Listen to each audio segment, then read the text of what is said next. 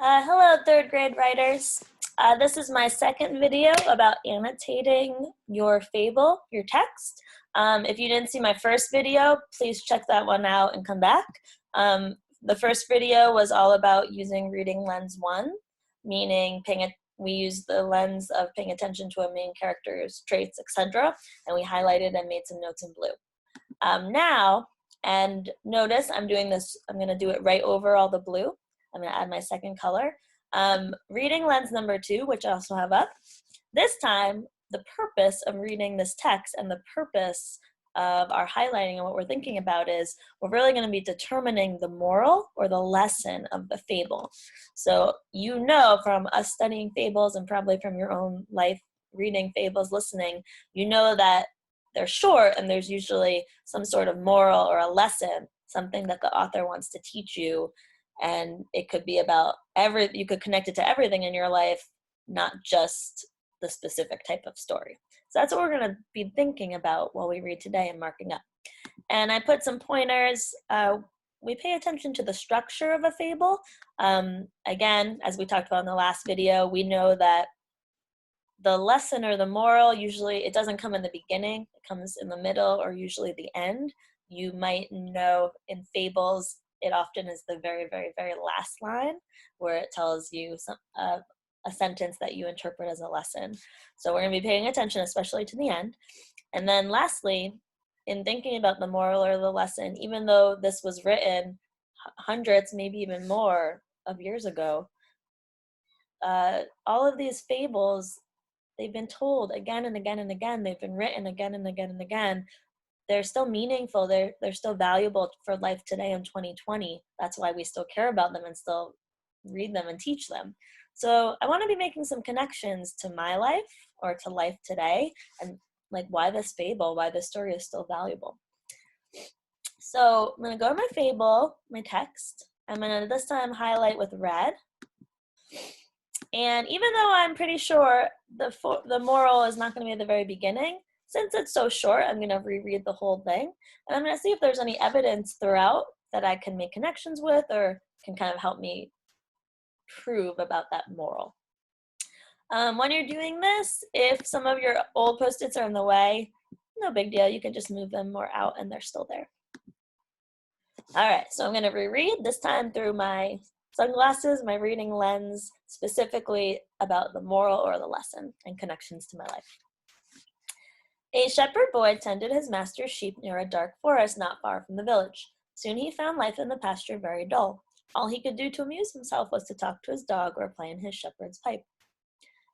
Maybe you guys can make some connections to being home so much lately. One day as he sat watching the sheep in the quiet forest and thinking what he would do should he see a wolf, he thought of a plan to amuse himself. His master had told him to call for help should a wolf attack the flock, and the villagers would drive it away. So now, though he had not seen anything that even looked like a wolf, he ran toward the village, shouting at the top of his voice, "Wolf! Wolf!" As he expected, the villagers who heard the cry dropped their work and ran in great excitement to the pasture. But when they got there, they found the boy doubled up with laughter at the trick he had played on them. I'm going to pause and I'm going to highlight something that I made a connection to about my life and my job. I'm going to highlight, as he expected, the villagers who heard the cry dropped their work and ran in great excitement to the pasture. The connection that I was making was in school as a teacher, if someone was screaming help or screaming something in the hallway, I think we would all expect that other teachers or the principal, anyone who could, would drop everything they were doing and rush to come and see who needed help and how they could help. So that made me think, just like in school, that expectation is there. A few days later, the shepherd boy again shouted, "Wolf! Wolf!" Again, the villagers ran to help him, only to be laughed at again. I'm going to highlight again, the villagers ran to help him. Going back to my connection, I feel like in school, we know that safety and taking care of each other is such a priority, maybe the number one priority always, that I feel like even if someone lied, I feel like if we heard it again, we would still stop and rush. Like, we care so much about safety. All right. Then, one evening, as the sun was setting behind the forest and the shadows were creeping out over the pasture, a wolf really did spring from the underbrush and fall upon the sheep. In terror, the boy ran toward the village, shouting, "Wolf! Wolf!" But though the villagers heard the cry, they did not run to help him as they had before. "He cannot fool us again," they said. The wolf killed a great many of the boy's sheep and then slipped away into the forest. Hmm. So I'm going to underline what I think is part of the moral here. The villager said at the end, "He cannot fool us again." So the third time, they learned their own lesson and they were tired of coming to be lied to. And because of that, this is making me also think about cause and effect. I know it's a little hard to see because of the double highlighting, but the last line, "The wolf killed a great many of the boy's sheep and then slipped away back into the forest." I think that's the lesson that the boy learned, like we kind of talked about before. So I highlighted my connections and then I highlighted the end, really the part that I felt is evidence for the moral.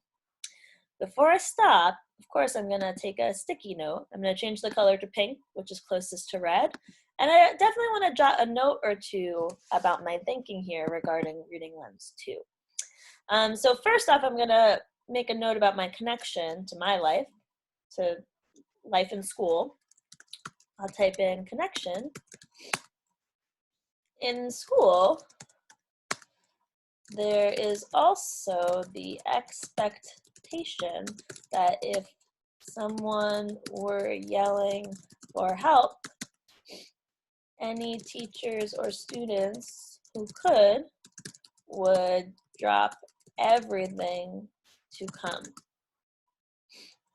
We value safety so greatly.